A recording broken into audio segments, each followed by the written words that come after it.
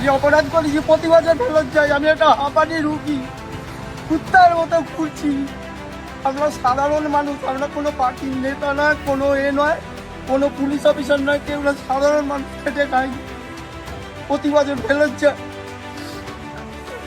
কুকুরের মতো ঘুরছি, চাল নেই, খাওয়া নেই, এর দুয়ারে ওর দুয়ারে সবাই তাড়িয়ে দিচ্ছে। আমার স্ত্রী তাহলে কি ভারতবর্ষের নাগরিক নয়?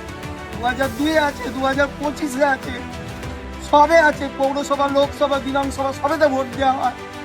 হ্যাঁ, চুরি করে নিয়ে চলে গেছে ভাঙড়ে, যেখানেই যাচ্ছি সব মানে দুয়ারে বলছে কি যে তোমার স্ত্রী করে নিয়েছ কেনে। আরে আমার স্ত্রী ভোটে নিয়ে কিছুই আনেনি, কিভাবে ভোট দিতে হয় সেটা জিজ্ঞেস করে যায়।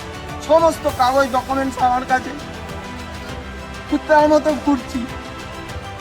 এটা কি ঠিক?